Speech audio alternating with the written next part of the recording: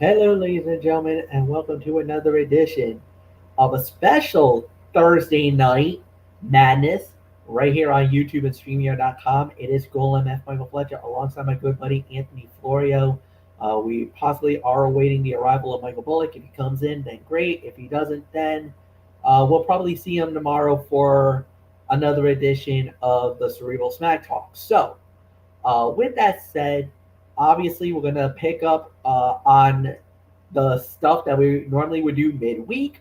That means NXT and AEW. We will be doing that, and obviously tomorrow on the Cerebral Smack Talk, we're gonna have a lot. First we're gonna do a tribute to Willie Mays, who passed away.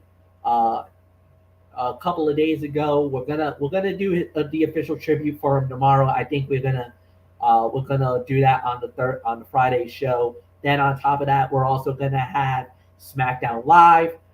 We also got the big three to cover, and then obviously we also will talk briefly, not much, but we will have a quick thought on the UFL championship game. So we're gonna combine a little bit of the Cerebral Smack Talk that we normally do and TXN Sports World. We'll combine it into one show, and we'll do that tomorrow for you fine folks. So, with that said, let's start off with NXT. And we started off with a big one. It was the 25-man battle royale for the right to go to fight for the NXT championship. 23 men were already in the ring. The 24th, who actually got an actual entrance, was Javon Evans. And then the 25th, say his name and he'll appear. I believe in Joe Joe Henry. Henry. Yes, it happened. Joe Henry breaks the internet, breaks everything in WWE.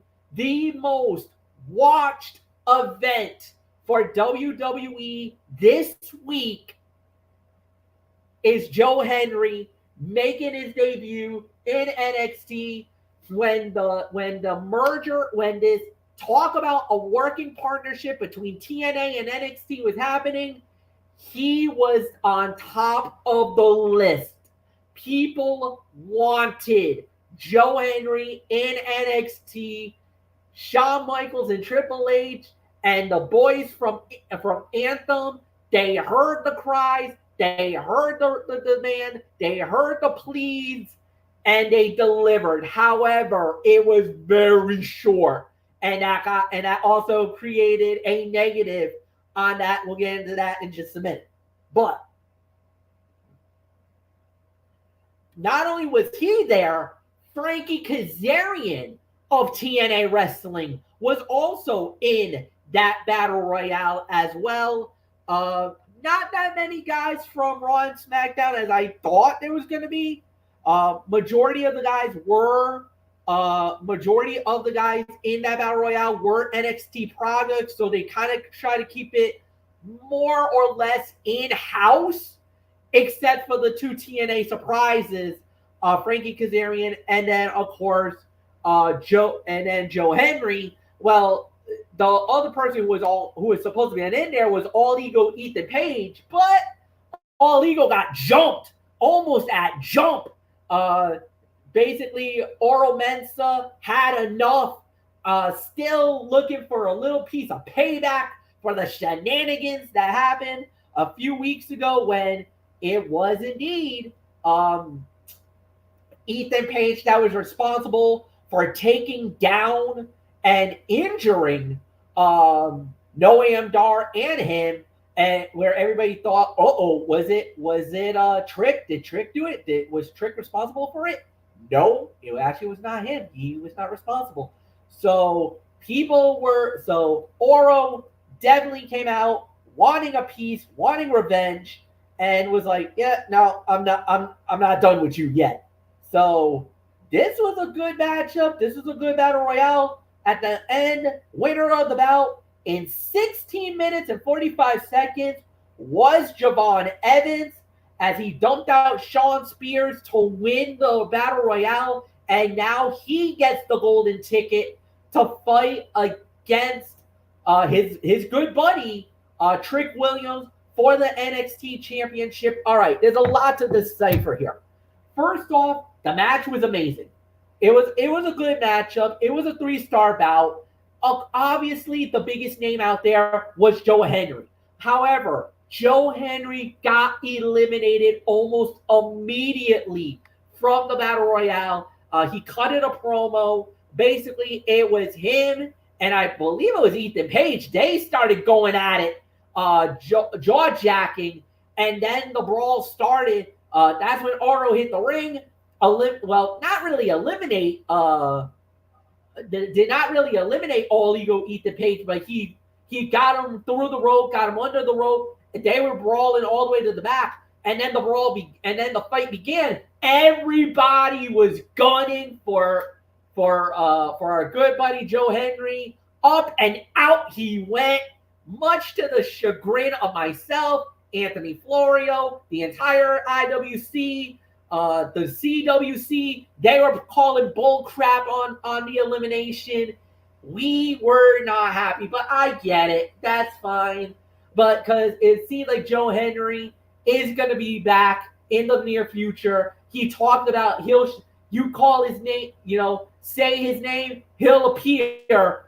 This is not going to be the last of it. And according to WWE and NXT officials, we will definitely see Joe Henry again. They were very pleased with the reaction that he got. And like I said, within a 24-hour period, he's already surpassed the return of the Wyatt Six as the top thing on social media in WWE this week. So trust me, fans want to see more of Joe Henry.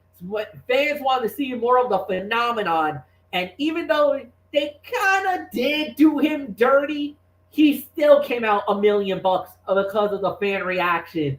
When the minute the music hit, all right, I'll say it.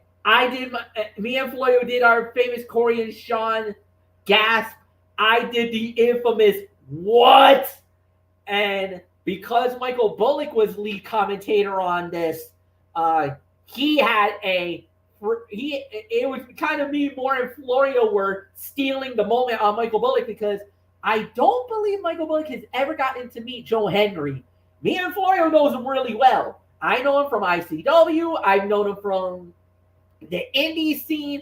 Anthony Florio, obviously the Port Authority for TNA Wrestling. So he knows Joe Henry very well. And he knows how big of a name he is right now. Like I said, he's literally one of the most over guys in TNA Wrestling. So, I mean, if there was ever a moment where the partnership came out smelling like roses, this was it. Javon Evans winning the Rumble, somewhat of a surprise. I didn't think they were going to strap the jetpack on the back that fast for this kid. But obviously, something happened later on in the night. We'll get into that. There's a lot to talk about. But Anthony Florio, 3 stars for me. It was a fine battle royale. Like we said, we got the moment we wanted. The internet broke when Joe Henry came out. Obviously, he wasn't going to win. Okay, fine.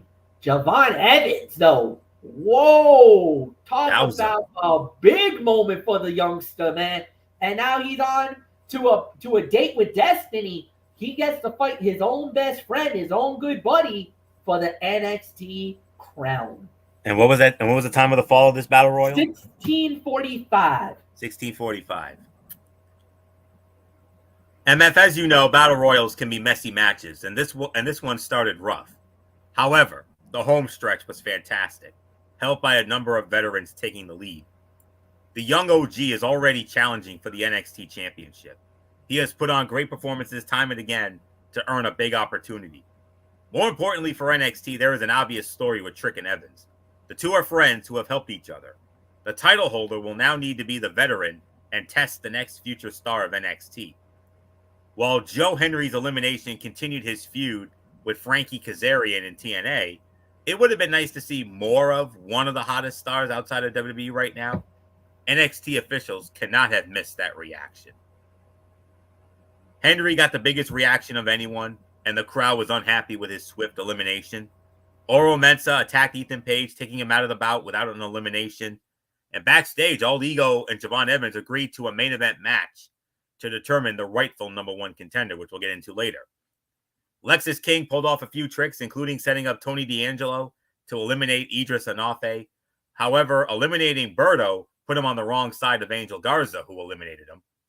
Nathan Frazier eliminated the Don, who later offered the Scott a Heritage Cup match. Frazier quickly signed despite Axiom telling him to focus on their tag team gold. And the crowd was chanting, "This is awesome," around the time it got down to the final four. Frankie Kazarian, Shawn Spears, Javon Evans, and Dragon Lee. 3.5 to 3 3/4 of a star is my rating for this. Very good battle royal. Yes, it started rough, but then it really picked up afterwards. So well done, and the opportunity of a lifetime for Javon Evans. He goes to Heat Wave in Toronto, Ontario, Canada on Sunday night, July the 7th. And what else is there to say? He gets the opportunity of a lifetime. I don't think he's going to win it way too soon, but you never know. So we'll see what happens. I think he's going to give Trick major fits. He'll get a few hope spots, but honestly, Trick Willie comes out of that barely still the NXT champion. And I use the word barely. Yeah. So, because Evans is going to give him fits, major fits. Oh, yeah. Absolutely. Totally agree with that. A lot of hope spots. Dude, if he hits him with that springboard cutter, you're good. That's going to be that one moment where we kind of feel like, oh my God, this could happen. This is going to happen. This might be the greatest hope spot yet. I'm telling you, if he hits him with that springboard cutter, which it looks like that's his signature or his finisher, if he hits that, you know people are going to start going nuts, saying, oh my God, new champ. But absolutely. So we'll see it. Yeah, we shall see. 3.5, 3 3/4 set me up for the next match. It's the sixth. Well, it's a triple threat. Yep, triple threat tag team match. As it was, we started off with Jasmine Nix and JC Jane.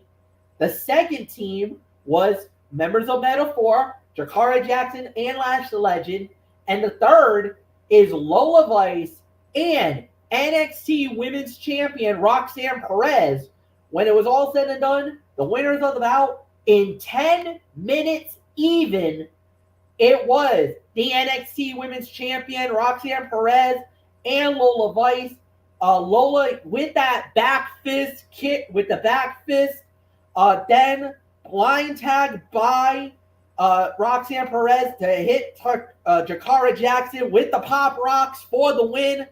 And then at the end, basically thinking that, you know what, I don't trust you, bang, back fist. Lola gets dropped by Roxanne Perez, and you know, maybe a little bit of a shrewd move because of the fact that maybe she thought that maybe Lola was gonna pull the trigger on her, so she decided, I'm not gonna let you get the leg up on me. I'm gonna take the initiative and I'm gonna put you down first. So interesting. So nothing more to say. Anthony Florio, what's yours? 3 3/4 stars. NXT only reinforced. Oh, excuse me 1 second here. Okay. NXT only reinforced the poor placement of last week's main event segment by putting on this triple threat tag team match in the middle of the show. This was a solid bout, but clearly favored the champion and her likely number one contender. The main memorable action spots focused on those two women. Roxanne Perez versus Lola Vice is an interesting pairing due to both standing as heels. The whole match showed that the women's division is heel heavy, but Vice does seem to have the crowd on her side when she leans into their chants. And backstage, Roxanne warned Lola to keep her eyes off of her NXT Women's Championship. The Prodigy seemed pleased with Vice as a tag team partner throughout this match. Perez planted Jasmine Nix and Jakara Jackson with a DDT/Russian leg sweep combination, and then tagged in Lola Vice, who wiped out both heels with kicks and hip attacks. And Nix barely saved JC Jane from the 3 count after Metaphor hit a wheelbarrow cutter combination. Easily 3 1/4 stars, and another one of the top matches of the night. And there's no question about it, MF. Speaking of Heatwave, I think we have our NXT Women's Championship match. I think it's going to be Roxanne Perez versus Lola Vice. And unlike the other match, this one could literally go either way. And yeah, Roxy is the favorite. You got to go with the champ until she loses. But if there was ever a threat to her women's title, and considering the push that she's been getting lately by virtue of her 2 underground victories over 2 of the best in Natalya and Shayna Baszler, I would not at all be surprised if Lola Vice walks out of Toronto, should they go this route, which I think they will. Don't be surprised if Lola walks out of Toronto as the new NXT Women's Champion. Don't. I would not be too mad if she does win that match and becomes the champion. I mean, she's got the look, man. She's got that sultry Latina that I definitely like. So I'll give you that. And the thing is, I get it. I think it's because of the fact that the way that they gave her the breakout tournament, it kind of soured on us right out of the gate. I know Michael Bullock was very upset when Lola won it all, because I think we all agreed that maybe Kalani should have had it. But look, Kalani got what she got. She actually earned the North American title. And actually, speaking of Kalani, she's up next. So yeah, this was a 3 1/4 star bout. I thought they did a really good job with the tag team action. It was solid for what it was worth. I like the fact that Roxanne basically dropped Lola, because you never know. Lola could have went right after the Prodigy, but then the Prodigy was like, yeah, no, I'm 1 step ahead of you. Don't you even think about it. Don't try to pull anything funny on me. And so basically What's the old saying, MF? DTA. Don't trust anybody. And especially when you got that title on the line, and when you're the champion, you gotta have the eyes in the back of your head. It was this time around, she outsmarted Lola, but I know for a fact that Lola definitely might get her back for that, because basically you don't piss off a fiery Latina and get away with it. Roxy's gonna learn that the hard way. Is that you may have outsmarted Lola, but the thing is that there's always repercussions when you make a mistake like that or you do something like that. So we'll see. All right, speaking of the North American champion, that is who we got next. It was Mia Yim going 1-on-1 with Kalani Jordan for the Women's North American Championship. Winner of the bout in 10 minutes and 1 second, and still the NXT Women's North American Champion, Kalani Jordan. It was Jada Parker. Basically, what happened was Lucian Prince and Bronco Nima, they came out to basically cut off the Good Brothers at the pass, because they were out there to basically cheer on Mia. The next thing we know, here comes Jada from the outside, pushed her over the top. Kalani did not see any of this happen. Hit a moonsault, got the 1, 2, 3, and successfully defended the title. This was about another 3 1/4 stars. Would have been 3.5, but I'm gonna punish it just briefly because of the ending. But it was a solid 10-minute fight, so they did a really good job. Mia Yim definitely was doing the heavy lifting, but Kalani looked good in this first major title defense, first successful title defense for the youngster. She is definitely rising up in the ranks. Anthony Florio, it is yours. As Kalani Jordan, the champion remains the champion, but give a little assist to Jada Parker as her rivalry continues with Mia Yim. And don't be surprised if that leads to a 6-person mixed tag down the road with Jada Parker and OTM against Meechin and the Good Brothers. Don't be surprised if we get that down the road. Meechin is always a capable leader in the ring, and she showed it here. She made Kalani Jordan look like a champion throughout while continuing to look like a more serious competitor in NXT than on SmackDown. I believe no one other than Fallon Henley is likely to dethrone Kalani for that title soon. These early defenses are all about elevating Kalani Jordan. They're about elevating her standing so that she is permanently made in the women's division. I do have a small gripe, and I think you know where I'm going with this. It would have been nice to see Kalani Jordan win clean here, but hopefully she will get some definitive victories as champion soon enough. And Luke Gallows saved Meechin on a tope suicida, but Kalani Jordan wiped her out with a springboard crossbody. And before the match, Sol Ruka wished Kalani Jordan good luck on her way. So another 3.25 star match. So there isn't much more to say. So MF, set me up for the next match or segment or whatever we need to address. Yes, it was a segment. It was the reigning North American champion.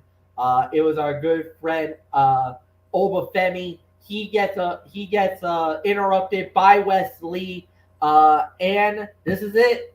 This is the last chance for Wesley. Obafemi basically declared it very clearly. If you do not win the title, as long as I am champion, you will never get another shot at the North American title. This is it. This is your last chance, kid. He kind of was questioning his motives, questioning the ideas and the vision because he felt like, do they really want to go another, why are you getting another opportunity? But, he decided to give him one more shot. But let's just say backstage, a certain someone from Gallus was a little bit peeved over that announcement too. But we'll get into that later. But Florio, it's yours. This was the right move for both men. Wes Lee has unfinished business with the NXT North American Championship and presents an exciting challenge for Obafemi as the underdog who will never quit. Femi versus Lee can quickly become the hottest angle in NXT if it's highlighted properly. I believe this match can elevate the North American Championship to new heights. Femi put over Wes Lee and Joe Coffey as two of NXT's greatest. And Wes Lee said he declined a spot in the opening battle royal because he wanted a North American Championship match. And then Gallus complained backstage about Lee talking his way into a title match, but they got jumped by Tyson DuPont and Tyreek Igwe. So something's going to come out of that, obviously. So very good segment here. The earliest possible date I see this happening would be the Heat Wave event in Toronto on July 6th. And here's another match that can go either way. I mean, yes, Obafemi is always going to be the favorite. But do not be surprised if Wes Lee walks out of Toronto and pulls off the upset and walks away with that North American Championship. If anybody can dethrone Obafemi, I believe Wes Lee can be the one to do it. So, and I wouldn't be surprised if he does do it in Toronto. But if Oba wins, then yeah, that's really not a surprise either. So Heat Wave, I believe Toronto. So that's the match. That's the one I believe it. That's where it's going to happen. So not much more to say. I would say maybe you can make an argument for segment of the night if you wanted to. Yeah, so I agree. Segment of the night. Yeah, segment of the night. Total agreement. Good interaction between the two men. I don't mind that he's getting one last shot at the title. I think he deserves the opportunity because he's never really had a true one-on-one. He's never had a true one-on-one for the title, and it doesn't look like he's going to get another true one-on-one here because it looks like Gallus is going to try to get involved again. At that point, there's really nothing more that you can say there. So if for some reason, and I'll say this, if Oba does lose the title, then obviously you know what's happening next. He's going to go right after the NXT title, and we might have a clash of titans if that happens. And you know what I mean if we get that. I'm talking about maybe if Trick some way somehow successfully defends the title and Oba gets there, imagine Oba Femi versus Trick Williams for the NXT championship. That would be the ultimate be a man fight, and not only that, that could be a blockbuster fight in NXT. So we'll see. All right. So with that said, we do indeed move on. Next up on the show here, we was Fallon Henley versus Carly Bright. It was Fallon Henley winning the match, thanks to a little bit of an interference by Wendy Chu, who basically she dragon sleeved Kendall Gray. It was an interesting match. By default, it was worst fight, but Fallon gets a nice win. But it wasn't really anything to speak home about. It was more of a showcase for Fallon, a showcase for Wendy to solidify her heel turn. Other than that, there was really not much for us to talk about here, Anthony. So if you want to talk about it, we can. If you want to move on, we can definitely do that too. No. What was the time of the fall on that one? 419. No, I do want to give an opinion on this because I do want to address something. In every era of NXT, a few stars are booked regularly on television who are not quite ready. Carly Bright is one of those with clear potential, but limited experience. She looked uncomfortable here. To her credit, Fallon Henley worked around Carly Bright's insecurities to make her look like a decent threat. However, she was certainly needed to carry the sloppy action. Hopefully, Bright and Gray will learn under the bright lights and continue to grow a stacked women's division. In the meantime, Henley should be on track for NXT Gold. Early in the night, an argument broke out backstage among the women of NXT led by Fallon Henley, who claimed she was the only one who deserved a shot at Kalani Jordan and the women's North American Championship. So that's really how this match came about. It's a 1.5 to 2 star effort, to be honest with you. So like you said, MF, it was a showcase for Fallon Henley. So Carly Bright, I like her. She's a cutie patootie, but honey, you young lady, you need a little more theory there. So yeah. So yes, I do agree. By default, it was the worst fight of the night, but not all that bad. So yeah, 2 stars for me. So with that being said, set me up for the next match. Yeah, 2 stars, no doubt. Tag team match: Duke Hudson and Andre Chase of Chase University versus the Good Brothers, Carl Anderson and Luke Gallows. And it was Chase University winning the match in 5 minutes and 6 seconds. Looks like it was a leverage pin. Looks like Duke Hudson rolled up, and it looks like Rich Holland may have kind of helped them out with the pin, because Duke Hudson looked around like, wait, I got the win? I won that? Looked like he was pulling the tights and getting the win to me. I don't know if there was a pulling of the tights. I didn't see no pull of the tights, but I thought I saw Duke do some. I thought I saw Ridge do something, but the camera was in such a horrific position. I don't know what he did. Did he kind of like? I don't know if he pushed or held or like kind of like placed his arm on or placed his hand on. Doesn't matter. Doesn't matter how he did it.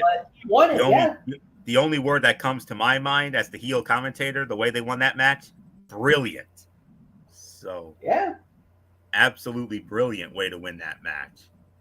A match that was about 2.25 to 2.5 stars. While it was nice to finally see Duke Hudson and Andre Chase tagging together, this match never really got going. It felt like the teams weren't comfortable with each other. Flat action led to a flat result, but hopefully this means Chase U will finally re-enter the tag team division. So much Chase U drama has distracted from one of NXT's most popular teams. The OC can afford the loss, but NXT should remember this trio should be seen. Hudson rolled with the hot tag, even pulling out a surprise top rope head scissors takedown. After the result, Hudson and Holland refused to admit that Hudson cheated to set up the Chase U win. So that's really all there is to say here. So this was about 2.25 to 2.5 stars. But the way they won that match, MF, nothing short of brilliant. Yeah. I would have been like, wait a minute, did he? What happened? Because Brilliant. like I said, the positioning of the camera was so bad. It's like you couldn't see the blatant interference unless you were literally there at the Capitol Wrestling Center. I kind of can't really say much about it. It was fun. It was a 2-star bout. But we'll wait and see how it plays out. Main event was for the North Ethan Page versus Javon Evans. Of course, at ringside was the NXT champion himself, Trick Williams. And oh, by the way, Trick Williams sticks it to Booker T by dabbing up the commentator. You know, he talks about how he's a rat, how he's a snitch, how he is this, and Trick basically blew by him, basically bypassed, and like, nah, man, he ain't no snitch, he ain't bad, man. He's cool people. I think Trick Williams might have just lost his hype man from now on. I don't think Booker T's gonna be doing any of that yeah, I like it. Oh yeah, man. I don't think we're gonna be hearing that much longer because it looks like he was trying to throw Vic Joseph under the table here, and Trick Williams like, nah, man, he's cool peoples, man. He's cool. Yeah, I respect him, man. He's good. I hung out with him. He's good people. And you hear Booker T, what the hell? Well, the main event was actually a good matchup. All Ego Ethan Page wins it in 10 minutes and 46 seconds. Another solid match, another 3-star bout. I got really nothing more to say. Ethan Page has now put himself in contention where maybe we might be looking at a possible triple threat for the belt now, because you cannot disclude or leave out Ethan Page now, because he just beat the number one contender for the NXT title. The man that won the Battle Royale earlier in the night just lost in the main event to All Ego Ethan Page. Yeah, that does not look good on the scorecard in my eyes. So Ethan Page may have just snuck himself in, and now what was a one-on-one might now be a triple threat for Heatwave for the NXT title. Anthony Florio, it is yours. Yes, Javon Evans was understandably grounded throughout this match with Ethan Page, but he showed his ability all the same, selling the onslaught of All Ego. It was a good bout, but both men seemed to be holding back. The result served as a quick restart for Page, who is right back in the NXT Championship scene. The ending of the night signaled the fatal 4-way for the NXT Championship, which seems to discount the point of the earlier Battle Royal. Overall, NXT may have done a bit too much with the world title scene, when a simpler Trick versus Evans build would have made the most sense. Trick congratulated Evans in the trainer's room and questioned if he was healthy enough to fight Ethan Page. The champion said he did not want Page in NXT as he was an outsider taking shortcuts. And the young OG nearly took the win with a cyclone kick and a diving crossbody. 3.25 stars is my rating for this. I'm gonna go ahead and lead off on the overall review here. And look, 7.5 to 8 out of 10. Very good show. Major hype for this week's show did not pay off as NXT delivered a fairly flat night of action.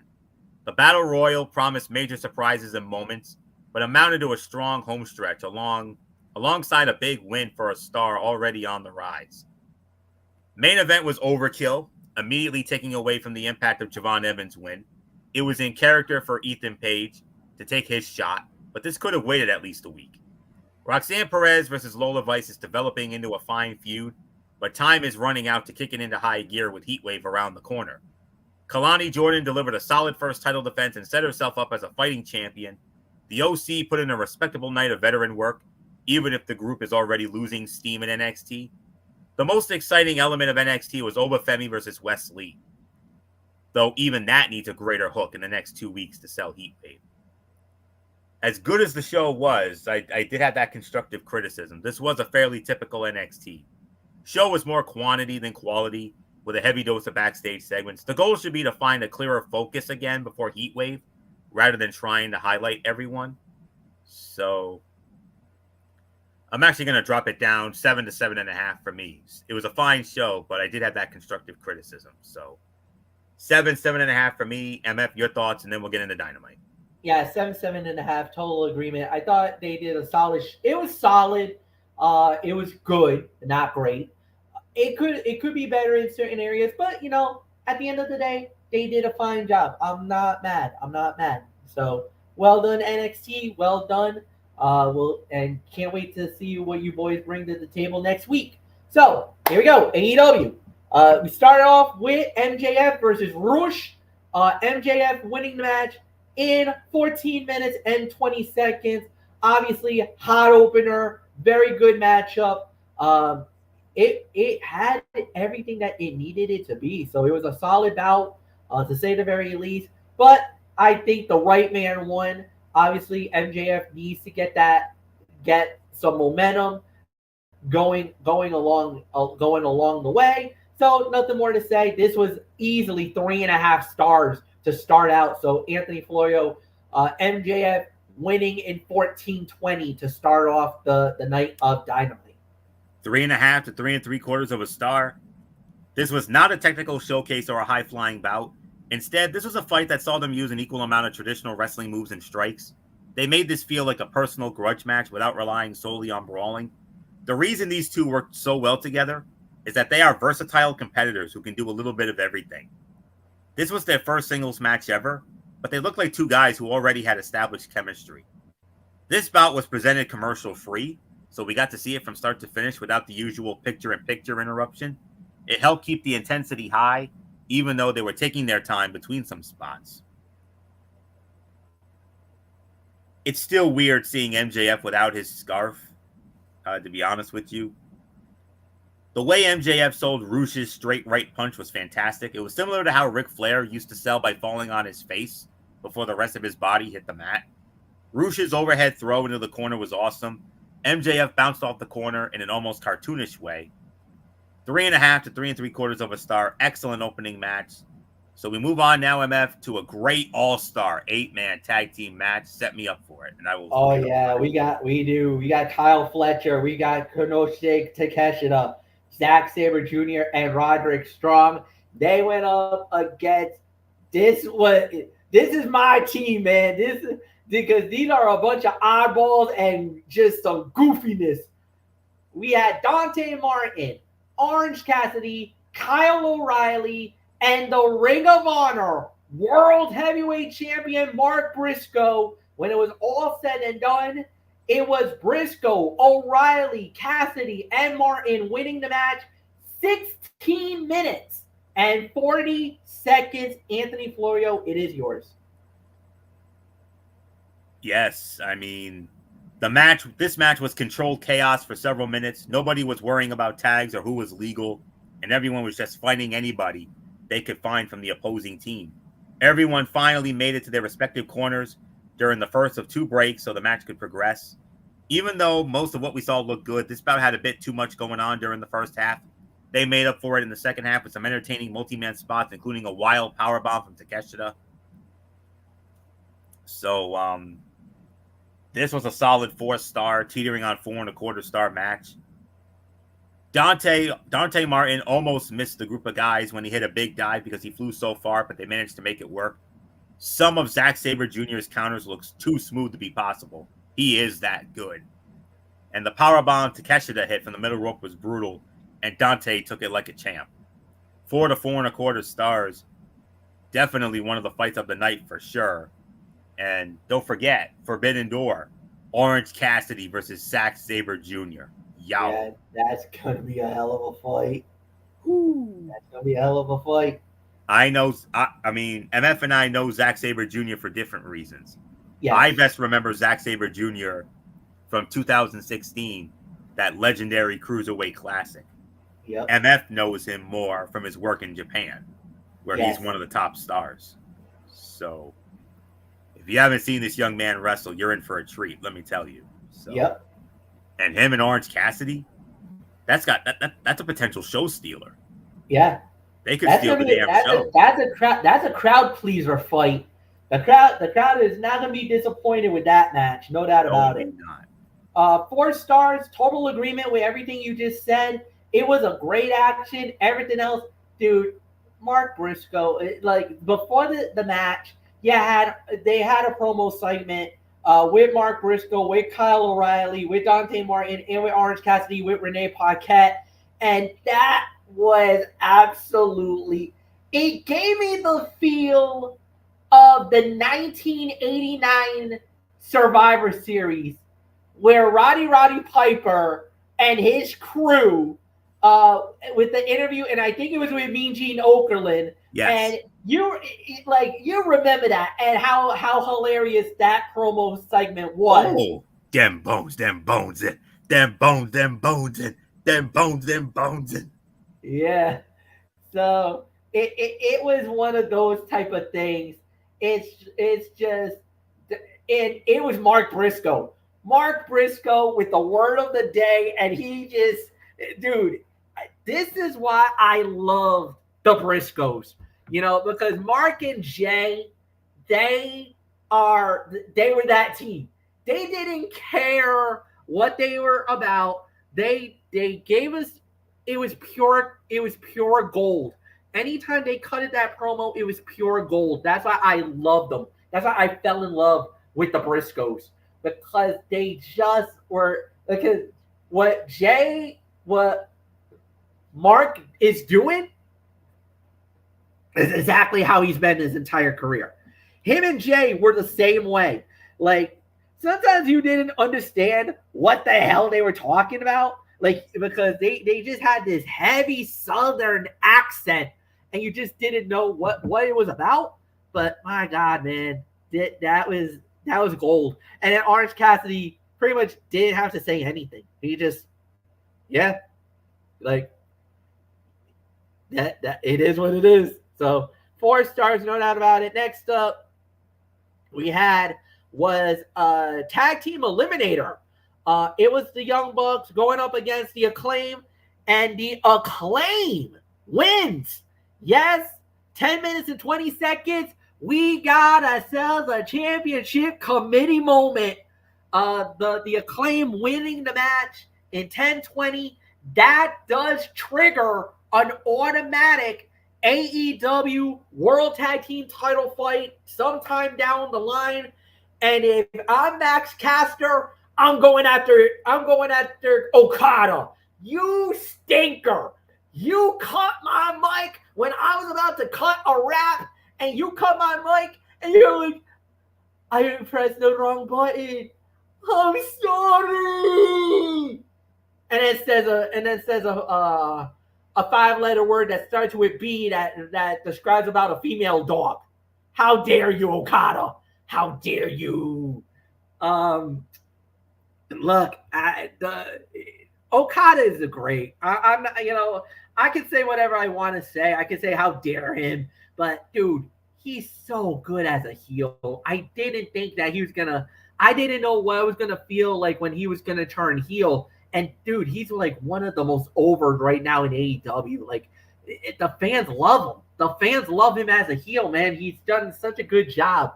And I don't know. It's just, it works. It works. So the Acclaim wins. It's about, I'm going to say about 2.5 to close to 3, but more 2.5, 2 3/4 of a star. And they get a shot at the AEW World Tag Team Championship sometime down the line. Anthony Florio, the Acclaim gets a humongous win, championship committee moment, and at some time in the very near future, the Young Bucks are going to have to put the belts on the line against the Acclaim. Well, this is one of the rare times in the Eliminator where the challengers actually do get the win, and now they get a championship committee moment.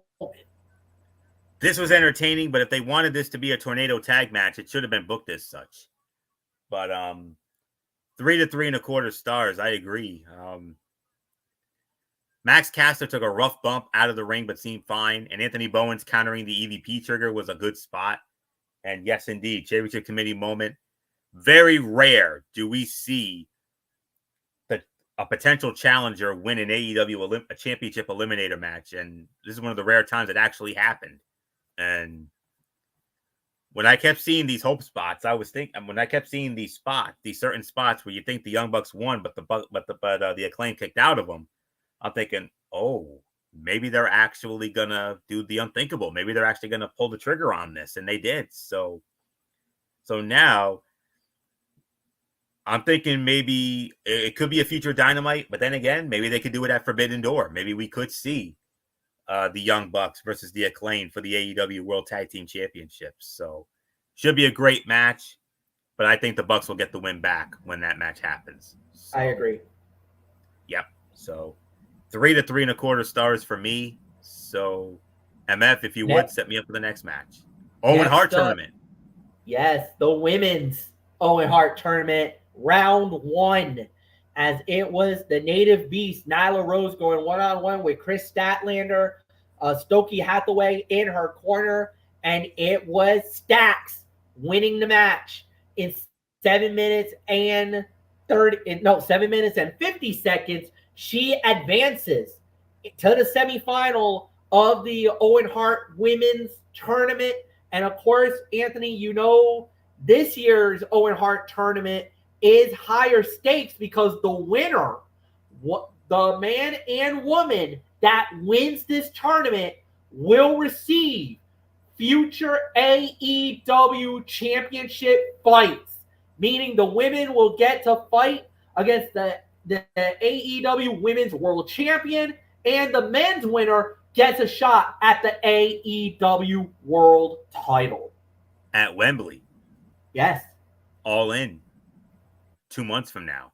So 2.5, 2 3/4 of a star. Both ladies battled through a break and had a good physical exchange that put both of their power on display. Chris Statlander got the win with a nice tombstone piledriver from the corner. She will meet the winner of Serena Deeb versus Willow Nightingale. I think we all know where this is going. Willow appeared on the big screen and said after she beats Serena Deeb, she will finally get her hands on Stat. And Statlander may have oversold the clothesline just a little bit. But other than that, 2.5 to 2 3/4 of a star. So no surprise with the outcome. You knew Statlander was going to win. Nyla Rose has hardly been used, but you know, it very rare that she got a bit of a pop because she's from that area. So interesting to see her as a babyface in this match. She was so good as one of those monster badass heels in the women's division, but very intriguing to see where a potential face turn for her goes. But for right now, Statlander, the clear favorite here, and you know where this is heading. It's setting up. So it's setting up Willow Nightingale versus Chris Statlander in the semifinal. So we'll see what happens with that. The finals will both take place on the July 10th edition of AEW Collision from the Saddle Dome in Calgary, the heart of Hart family country. So, yeah, tell you that right now. So, you know, I'm going to be fully invested on that one. So, it's the perfect venue to have the final. If there ever actually, I stand corrected. July 10th edition of AEW Dynamite. Stand corrected. Yeah, but Not even then, it's the perfect venue.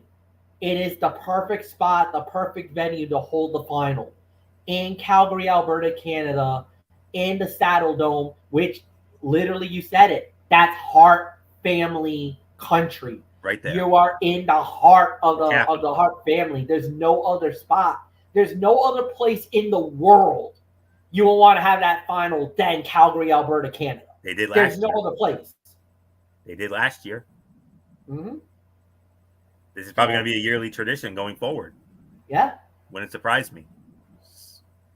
But this was, like I said, this was about 2.5 to 2 3/4 of a star. Outcome not in doubt. Predictable outcome. And MF, you know, it's setting it up. We're going to finally get it in the semifinals. Chris Statlander, Willow Nightingale, whoever the winner of that is anybody's guess. That can go either way, honestly. Yeah, not only that, but also take a look at the other side of the bracket. You know, could Mariah May against Saraya. Yeah, I mean, look at Deonna Purrazzo against Hikaru Shida. Yeah, I mean, we're talking because that's also the other thing, though, is that not only do you have that semifinal matchup, but maybe if you win that match, does that set you up for a golden opportunity, you know, to go to Wembley, for the women's title? Now, right now, I would probably say Soraya's probably the favorite because obviously going home, going back to London to fight for the title that you won 1 year ago in that very same venue. Oddly enough, look who's the champion right now. It's Timeless Toni Storm. Does she get this? And we know how over she is now. Does Saraya get the same reaction that she got 1 year ago? Because she got a hero's welcome in London. This time around, I don't know.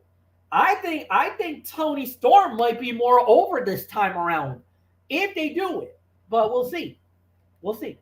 So there's nothing more to say there. Next up we had was Daniel Garcia versus Red Titus. Daniel Garcia winning in 1 minute. Dud. Worst fight of the night. Let's move on. Main event. It was another Owen Hart invitational tournament match. Claudio Castagnoli versus Pac. And it was Pac winning the match in 11 minutes and 10 seconds. He advances into the semifinals.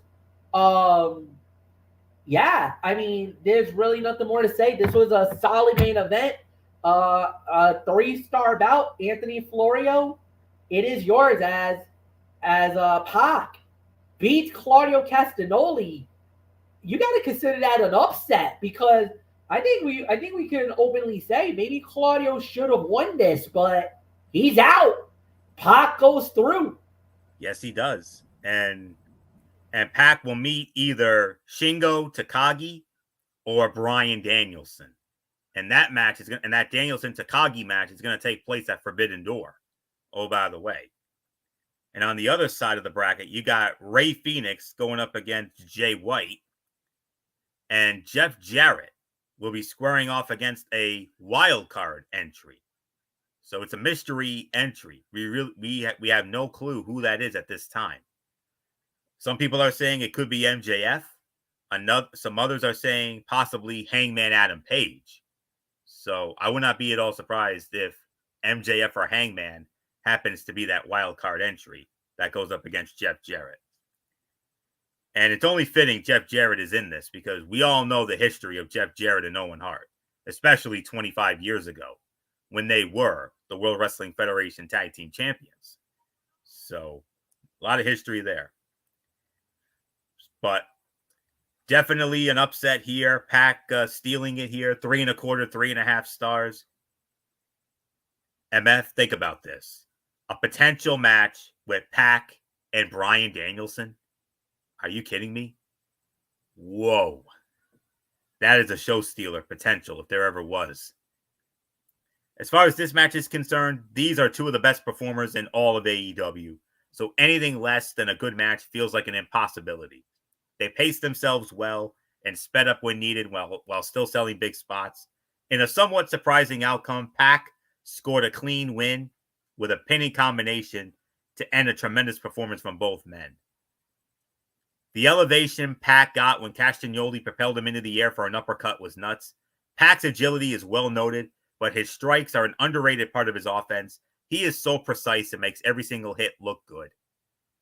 3 1/4, teetering on 3.5 stars. Excellent match. And surprising outcome indeed. You would think we were all thinking, oh, Claudio's going to get this one. No, they gave it to Pac. And why not? Pac versus Danielson in a first-time ever matchup? Sign me up. Not much more. 3 1/4, 3.5. MF. Pac and Danielson. Think about that for a minute. Yeah, that's going to be very interesting to see. But no, I'm it's going to be interesting to watch. Yeah, this was a solid main event. 3.5 stars for me. Really nothing more to add. Yeah, at the end of the day, this was an 8 out of 10. I thought they did a very good job with the show. There was maybe one bad match the whole night, but everything went free flowing. The contract signing for the women's title was actually pretty good. I actually don't mind that. There was a lot of innuendos in that one that kind of had me, yeah. Woohoo! Yep. Anyway, hey now. It's going to be interesting to watch that title fight more than anything else. But if you also notice, Saraya also sticking her nose into the fray, so maybe that might be the foreshadowing of us thinking who might win the women's Owen Hart tournament, because Saraya's getting her hands a little bit dirty now in that situation. So maybe if some way somehow you get that type of situation, now you got Harley Cameron and it looks like Anna Jay. They might be working together. Maybe 6-woman tag. 6-woman tag. And a 6-woman tag's coming up. Yeah. I think I don't remember which graphic it was, but I do know Saraya, Harley Cameron, and Anna Jay versus Toni Storm, Mariah May, and Mina Shirakawa. Yeah, and of course everybody knows how's that Storm Shirakawa and May gonna get along? Yeah, especially Storm and Shirakawa. Yeah, because the thing is, poor Mariah, she's caught in the middle bad. She is caught in the middle badly. But the thing is, Mariah and Shirakawa were partners in Stardom in Japan, and they've been wicked close. We know how that goes down. The champagne. There was that kiss not too long ago. And then, of course, we know how close Mariah May and Toni Storm is. I mean, she's been nuzzling up against that bosom pretty often. So, I don't know, man. It's just, all I'm going to say is watch out for the shoe, because the shoe is going to be flying when that fight happens at some, next week. Now, is that going to be Collision? We don't know. If that's Dynamite, who knows? But we do know it is happening next week. Either it's happening this Saturday, or it's going down next Wednesday night. But we got that going on.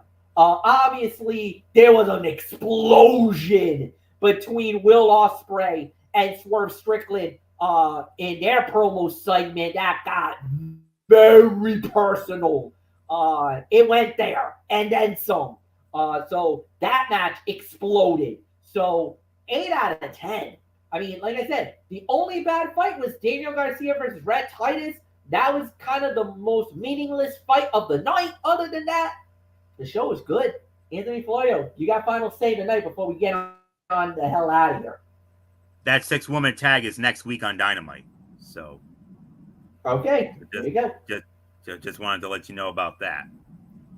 Swerve Strickland and Will Ospreay versus the Gates of Agony, and Jay White versus Ray Phoenix in their Owen Hart match. So that's all that's been announced for next week. But anyways, last night's Dynamite did a lot to push certain storylines heading into Forbidden Door. Swerve Strickland and Will Ospreay had a great exchange to hype their match while leaving room for more next week before the pay-per-view. As far as the in-ring action goes, the opening and closing matches were the biggest highlights. MJF and Roosh started the show hot, and Pac and Castagnoli closed it out with a banger.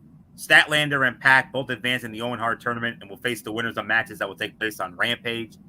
Decent show, but a few matches could have been improved with a little more planning. So I'll meet you halfway, right around that 7.5 to 8 threshold. So not much more to say there. So with that being said, MF, there's nothing left for me to say except take us home, MF, and hit us with that future content if you would. Yeah, we got a lot of future content. So like I said, tomorrow night is Cerebral Smack Talk. We'll start at 10:30. Obviously, SmackDown Live. We're going to be doing the tribute. Before we do everything, we're going to be tributing and remembering one of the greatest baseball players of all time, the Say Kid, Willie Mays, who passed away, shockingly passed away a couple of days ago. So we're gonna do a tribute to him on this show before we get started. SmackDown Live.